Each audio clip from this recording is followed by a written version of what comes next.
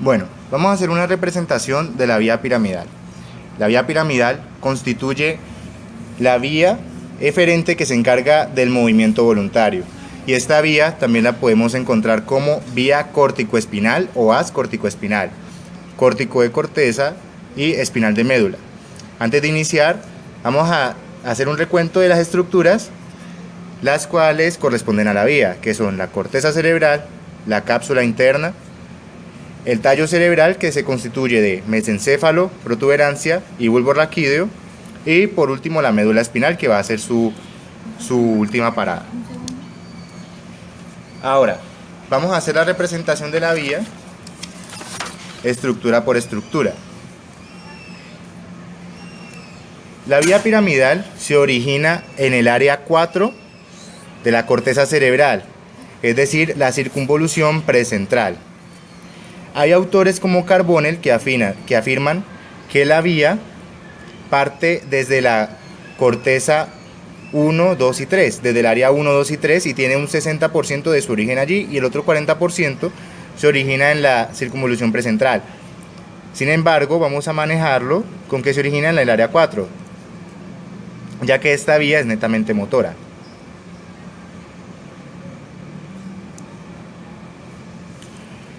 Desde acá vamos a tener unas células que se llaman células piramidales o células gigantes de Betz. Y las células gigantes de Betz van a enviar sus fibras de manera desorganizada a través de una estructura que se va a llamar la corona radiada, que es toda esta estructura. Ahora, estas fibras desorganizadas van a tener que organizarse. Voy a dar el ejemplo como de las cuerdas de un globo. Las cuerdas de un globo tienen que ser sujetas por una mano para que todas queden juntas y puedan quedar uniformes. Y en este caso, esa mano va a ser una estructura que se llama la cápsula interna. Es una estructura que tiene forma de boomerang, la vamos a representar por acá.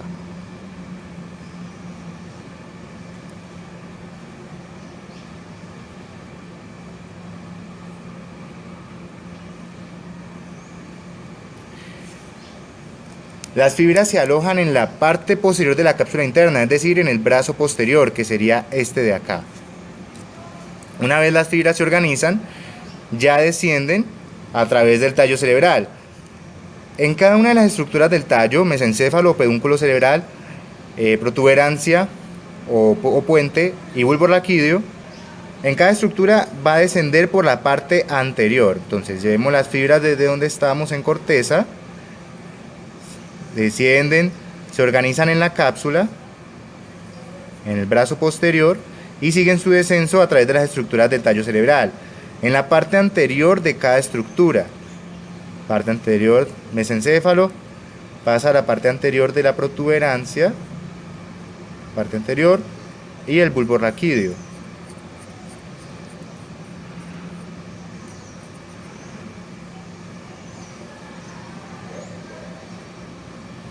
Ahora, acá mismo en el bulbo tenemos esta estructura que es parte del bulbo raquídeo y la vamos a llamar la decusación de las pirámides. Justo acá las fibras descienden y van a decusarse, de ahí su nombre, van a pasar al hemicuerpo contralateral. Es decir, esta es una vista anterior, y si tenemos que este es el hemisferio izquierdo y este el hemisferio derecho de la corteza, este va a ser el hemicuerpo izquierdo y este va a ser el hemicuerpo derecho. Las fibras descienden a través del hemicuerpo izquierdo y van a pasar al otro lado, es decir, a causar inervación para el movimiento voluntario del hemicuerpo contralateral, en este caso el derecho.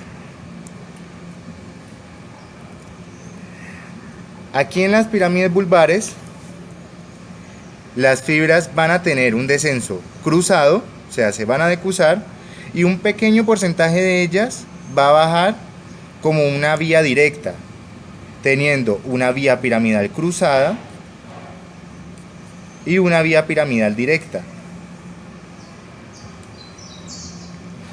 Y llegamos aquí a la médula espinal. Estos son dos cortes de médula, corte superior, un corte inferior, tenemos que la vía piramidal cruzada se va a alojar en la parte anterior y lateral de la médula, es decir, en esta zona. Vamos a hacer las astas de la médula para que miren un poco la ubicación.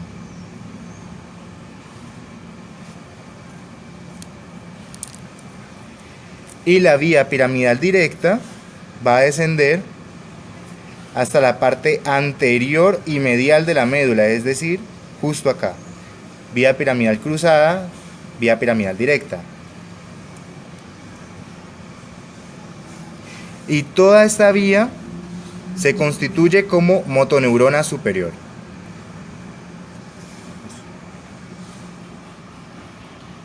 Ya habiéndole representado la vía, tenemos que su función principal va a ser el movimiento voluntario.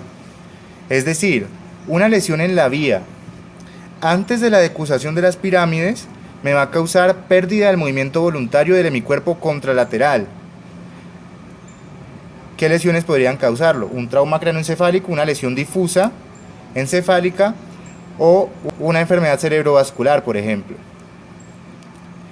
Y en lesiones después de la decusación, por lesiones medulares, me va a causar pérdida del movimiento voluntario, pero del hemicuerpo ipsilateral, es decir, del mismo lado, porque acá ya se decusó la vía.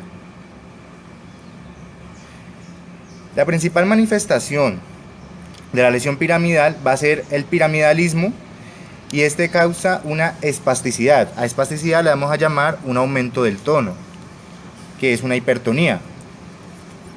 ¿Por qué aumento del tono? Porque la vía piramidal lo que hace es inhibir el movimiento, inhibir el tono, cosa que pueda regular los movimientos voluntarios.